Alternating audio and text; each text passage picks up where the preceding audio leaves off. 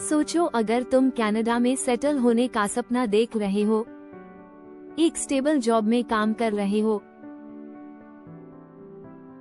और अपने परिवार के लिए एक बेहतर फ्यूचर बना रहे हो, लेकिन अचानक नए अपडेट्स आते हैं और पूरा सिलेक्शन प्रोसेस बदल जाता है। तुम्हारे दिमाग में सवाल आता है, क्या मैं अभी भी पीआर के लिए क्वालिफाई करता हूँ? क्या मेरी प्रोफेशन लिस्ट में है? अगर मेरा जॉब रोल डिमांड में नहीं रहा तो क्या होगा? ये डाउट्स काफी स्ट्रेसफुल हो सकते हैं, लेकिन चिंता मत करो, हमारे पास तुम्हारे सभी सवालों के जवाब हैं। आज हम कनाडा के एनओसी कोड्स और पीआर सिलेक्शन को लेकर आए नए अपडेट्स को डिटेल में समझेंगे और इसे आसान भाषा में एक्सप्लेन करेंगे। ये एक बड़ा चेंज है, इसलिए इसे ध्यान से नोट कर लो। कनाडा का इमिग्रेशन सिस्टम हमेशा बदलता रहता है और अपडेटेड रहना ही सक्सेस और फेलियर के बीच का फर्क हो सकता है। अब इससे पहले कि हम शुरू करें, ज़ील इमिग्रेशन कंसल्टेंसी के बारे में बात करते हैं। अगर तुम कनाडा मूव करने का प्लान बना रहे हो और एक्सपर्ट गाइडेंस की जरूरत है, तो ज़ील इमिग्रेशन कंसल्टेंसी तुम्हारी पूरी मदद कर सकता है। हम स्टूडेंट वीजा, वर्क परमिट्स और परमानेंट रेजिडेंसी सिक्योर करने में स्पेशलाइज करते हैं। हमारी टीम लेटेस्ट इमिग्रेशन पॉलिसीज से तुम्हें अपडेटेड रखती है ताकि तुम्हारा एप्लीकेशन अप्रूवल के बेस्ट चांसेस पर हो। हमारी नॉलेज और एक्सपीरियंस से तुम आसानी से कॉम्प्लेक्स इमिग्रेशन प्रोसेस नेविगेट कर सकते हो। अब चलते हैं आज के अपडेट की तरफ। एनओसी कोड अपडेट ने इस साल पीआर सिलेक्शन को लेकर बड़े बदलाव किए हैं। इस अपडेट के दो मेन एस्पेक्ट्स हैं। वो एनओसी कोड्स जो पीआर सिलेक्शन से बाहर कर दिए गए हैं और वो एनओसी कोड्स जो अब हाई डिमांड में हैं। अगर तुम पहली कैटेगरी में आते हो तो फिलहाल पीआर के लिए सिलेक्ट नहीं किए जाओगे, लेकिन अगर तुम्हारी प्रोफेशन दूसरी कैटेगरी में आती है तो तुम्हारे सिलेक्शन के चांसेस बहुत ज्यादा हैं। अब डिटेल्स देखते हैं। कनेडियन इमिग्रेशन सिस्टम में एनओसी कोड्स का क्या महत्व है, इसे समझना बहुत जरूरी है। National occupational classification NOC system को कनाडा की गवर्नमेंट जॉब्स को स्किल लेवल्स, जॉब ड्यूटीज और इंडस्ट्री डिमांड के हिसाब से क्लासिफाई करने के लिए यूज करती है। ये एक्सप्रेस एंट्री और प्रोविंशियल नॉमिनी प्रोग्राम्स पीएनपीज जैसे इकोनॉमिक इमिग्रेशन प्रोग्राम्स के लिए एलिजिबिलिटी तय करने में इम्पोर्टेंट रोल निभाता है। जब भी कोई प्रोविंस यह अनाउंस करता है कि कौन से एनओसी कोड्स डिमांड में हैं, तो ये डायरेक्टली परमानेंट रेजिडेंसी सिलेक्शन को इम्पैक्ट करता है। इस साल पीआर सिलेक्शन से बाहर किए गए एनओसी कोड्स में शामिल हैं accounting technicians and book keepers 12,200, administrative assistants 13,110, shippers and receivers 14,400, restaurant and food service managers 60,030, food service supervisors 620, cooks 63,200, bakers 63,202, bartenders 64,301, customer service representatives 64,409, process control and machine operators 94,140 और fish and seafood plant workers 94,142। अगर तुम्हारी profession इस list में है तो फिलहाल तुम्हारा selection नहीं होगा, लेकिन इसका यह मतलब नहीं कि फ्यूचर में तुम्हें मौका नहीं मिलेगा। सिलेक्शन प्रोसेस बार बार बदलता रहता है और फ्यूचर ड्रॉज में कुछ ऑक्यूपेशंस वापस इंक्लूड किए जा सकते हैं।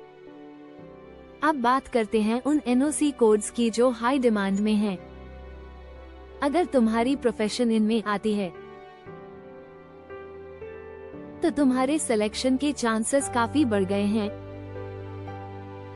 हाई प्रायोरिटी एनओसी कोड्स में शामिल हैं retail and wholesale trade managers 60,020 search number smiley face, retail sales supervisors 62,010, retail sales persons 64,100 और होटल फ्रंट डेस्क क्लार्क्स 64,314। अगर तुम्हारी प्रोफेशन इनमें आती है तो तुम लकी हो, क्योंकि इन ऑक्यूपेशंस को लेटेस्ट सिलेक्शन राउंड्स में प्रायोरिटी दी गई है। इसके अलावा फरवरी 18 से पहले सबमिट किए गए एप्लीकेशंस को एक्स्ट्रा कंसिडरेशन मिलेगा। अगर तुमने इस डेट से पहले अप्लाई किया है तो तुम्हारा एप्लीकेशन जल्दी प्रोसेस होगा और नॉमिनेशन मिलने के चांसेस बढ़ जाएंगे। अब बात करते हैं उस प्रोविंस की जिसने ये अनाउंसमेंट किया है। न्यू ब्रंसविक, इस प्रोविंस ने ऑफिशियली अनाउंस किया है कि उनका अगला सिलेक्शन राउंड अर्ली मार्च में स्पेसिफिक कैटेगरीज को प्रायोरिटी देगा। ये सिलेक्शन मुख्य रूप से उन्हीं पर फोकस करेगा जिन्होंने पहले ही अप्लाई किया है और जिनकी फाइल्स अभी वैलिड हैं। न्यू ब्रंसविक में जब तुम कोई फाइल सबमिट करते हो तो वो 365 डेज तक वैलिड रहती है। अगर तुम्हारी फाइल अभी भी वैलिड पीरियड में है तो तुम्हारे अपकमिंग ड्रॉ में सेलेक्ट होने के अच्छे चांसेस हैं। एक और इम्पोर्टेंट फैक्टर है CRS स्कोर। जिन एप्लीकेंट्स का CRS स्कोर लो है उनके पास भी PNP प्रोग्राम के जरिए PR लेने का मौका हो सकता है। PNP program CRS score boost करने और PR सिक्योर करने के सबसे अच्छे तरीकों में से एक है। उदाहरण के लिए कैंडिडेट A का CRS स्कोर 450 है, कैंडिडेट B का CRS स्कोर 325 है। अगर दोनों एक्सप्रेस एंट्री के जरिए अप्लाई करते हैं तो कैंडिडेट B के सेलेक्ट होने के चांसेस बहुत कम हैं। लेकिन अगर कैंडिडेट B PNP प्रोग्राम के जरिए अप्लाई करता है और सेलेक्ट होता है तो उसे 600 एडिशनल पॉइंट्स मिलेंगे, जिससे उसका टोटल स्कोर 925 हो जाएगा। इस बूस्ट के साथ वो अगले एक्सप्रेस एंट्री ड्रॉ में आसानी से सेलेक्ट हो सकता है। यही कारण है कि प्रोविंशियल नॉमिनेशंस इमिग्रेशन के लिए इतनी पावरफुल होती हैं। अगर तुम्हारा CRS स्कोर लो है तो तुम्हें PNP रूट को सीरियसली कंसिडर करना चाहिए। कनाडा के लेबर मार्केट ट्रेंड्स को समझना भी बहुत जरूरी है। गवर्नमेंट अलग अलग इंडस्ट्रीज में लेबर शॉर्टेजेस पर रिपोर्ट्स जारी करती है और ये रिपोर्ट्स डायरेक्टली ये तय करती हैं कि कौन से एनओसी कोड्स को प्रायोरिटी मिलेगी। इन ट्रेंड्स को मॉनिटर करना और अपने करियर पाथ को इनके हिसाब से अलाइन करना तुम्हारे इमिग्रेशन सक्सेस के चांसेस को बढ़ा सकता है। बहुत से लोग इस बात से चिंतित हैं कि कुछ एनओसी कोड्स एक्सक्लूड कर दिए गए हैं। अगर तुम्हारी प्रोफेशन अब प्रायोरिटी लिस्ट में नहीं है तो घबराने की जरूरत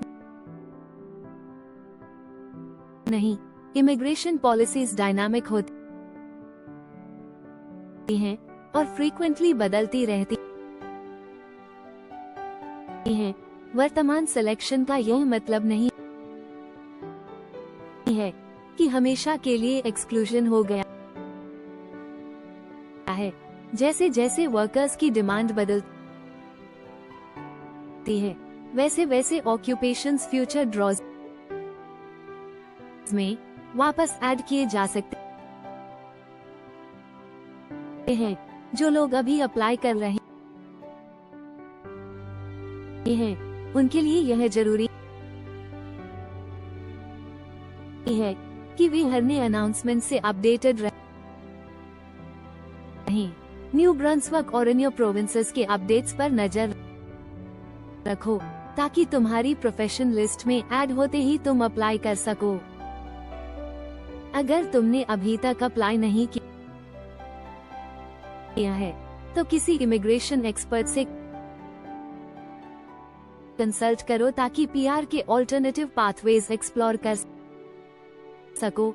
ज़ील इमिग्रेशन कंसल्टेंसी तुम्हें सभी लेटेस्ट अपडेट से इन्फॉर्म्ड रखने के लिए कमिटेड है। अगर तुम पीआर एप्लीकेशन के लिए पर्सनलाइज्ड गाइडेंस चाहते हो तो हमसे कांटेक्ट करो और हम तुम्हारी इमिग्रेशन जर्नी को स्मूथ बनाएंगे। अगर तुम्हें ये जानकारी यूजफुल लगी तो इसे अपने दोस्तों और परिवार के साथ शेयर करो जो कनाडा मूव करना चाहते हैं। साथ ही हमें फॉलो करना मत भूलो ताकि immigration policies, PR selection criteria और वीजा अपॉर्चुनिटीज पर लेटेस्ट अपडेट्स मिलते रहें। स्टे इन्फॉर्म्ड, स्टे प्रिपेयर्ड और अपने कनेडियन ड्रीम को पूरा करने के सही कदम उठाओ। थैंक यू फॉर रीडिंग और तुम्हारी कनाडा जर्नी के लिए शुभकामनाएं।